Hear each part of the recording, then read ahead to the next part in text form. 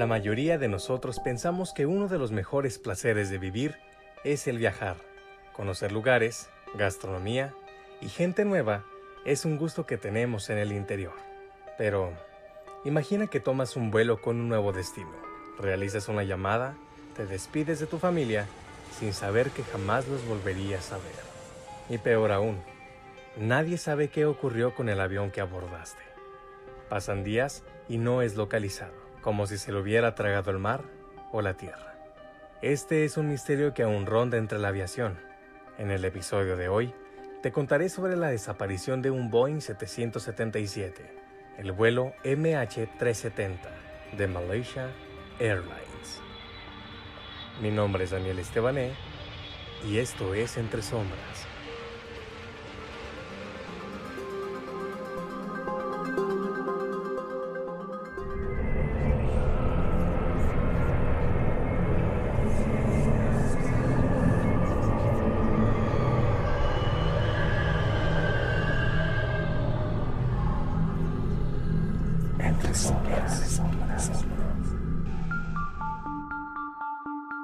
En marzo de 2014, en el aeropuerto de Kuala Lumpur, Malasia, despegó un avión tipo Boeing 777 con 239 pasajeros a bordo. El destino de aquel vuelo era Pekín, sin embargo, jamás se llegó al destino.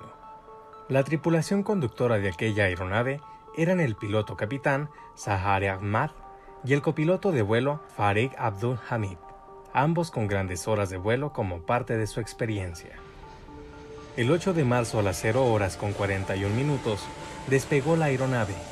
El vuelo se comunicó a la torre de control a la 1:21, siendo esta la última comunicación directa con Kuala Lumpur, y perdió el contacto de rastreo de Malasia a las 2:40, 1:59 después de su despegue. A esta hora, el vuelo MH370 tiene que llegar a la zona de radar de la República Socialista de Vietnam. Sin embargo, jamás se saludó al controlador de la torre aérea de aquel lugar. Y justamente cuando llega a espacio vietnamita, es que el avión pierde contacto general con todos los radares, haciéndolo imposible de localizar. Es aquí cuando comienza una de las incógnitas de aquel suceso, pues archivos no oficiales pero filtrados a los medios de comunicación esa misma noche, mencionaban que se había tenido otro contacto justamente a las 3:40, el cual fue detectado por el ejército de Malasia sobre la isla de Pulau Perak. Minutos más tarde, el jefe de la Fuerza Aérea de Malasia afirmó que el radar militar mostró que aquella aeronave había girado y cambiado de dirección antes de su desaparición total. Pasan los días sin saber el paradero de aquel vuelo, sin tener alguna señal de pasajeros o tripulantes, hasta que el 15 de marzo, el primer ministro de Malasia, Najib Razak, anunció en una conferencia de prensa que después de esos días comenzaron con observaciones y lograron percatarse de que el transmisor de aquella aeronave había sido desactivado de manera intencional. Además, agregó a esta premisa que los radares demostraron que los movimientos previos a perder rastro coincidían con el hecho de haber girado a otra dirección, acción deliberada por alguna persona bajo el control del avión. Después de aquella conferencia, el 24 de marzo, el ministro nuevamente hablaría para confirmar que aquella aeronave cayó en medio del Océano Índico, al oeste del puerto australiano de Perth, pero aún había incongruencias en el caso. La corporación de Malaysia Airlines escribiría un comunicado de vuelo finalizado en aquel lugar, pero pese a ello, el lugar exacto nunca fue determinado, y los restos del avión, y así como quienes iban a bordo, jamás fueron encontrados. Y aunque prácticamente se estaba cerrando poco a poco el caso, aún continuaron investigaciones y búsqueda de indicios para llegar a su paradero. Es así que Australia comenzaría una expedición marítima con un kilometraje de longitud bastante elevado con fines de llegar más rápido al lugar. Fue entonces que al año de aquella desaparición, en alianza con demás países para seguir buscando el avión, el ministro malasio calificaría aquel hecho como un caso sin precedentes en la historia de la aviación, debido a la dificultad técnica y compleja de investigación. Cerca de Madagascar un año después, se lograron descubrir unos restos de avión, los cuales rápidamente fueron vinculados al caso de Malaysia Airlines. y sería precisamente en agosto de 2015 que se confirmaría que aquellos restos encontrados eran el flaperón del avión desaparecido.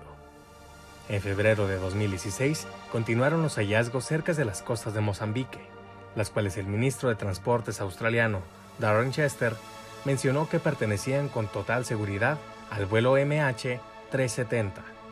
Como parte de la evidencia sustraída de aquellas expediciones, se hizo una comparación de componentes y los exámenes dieron como resultado una alta coincidencia con un avión tipo Boeing 777, mismo tipo de aeronave que el que había desaparecido, demostrando que había situaciones que aún no cuadraban en su totalidad.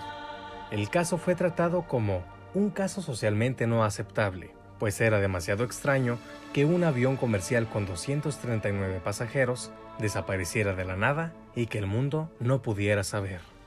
Finalmente, el 17 de enero del año 2017, se suspendería la búsqueda. Es aquí donde hablaremos de las hipótesis que surgieron con los años de búsqueda. Entre todas las suposiciones, hubo tres con mucha más fuerza. La primera sería el comienzo de la hipótesis de ataques al país mediante el extravío del avión, y esto debido al hallazgo de 2 pasajeros en la lista del vuelo que abordarían aquel día con pasaportes robados, dando esta premisa un alto índice de seguridad a que esa sería la razón.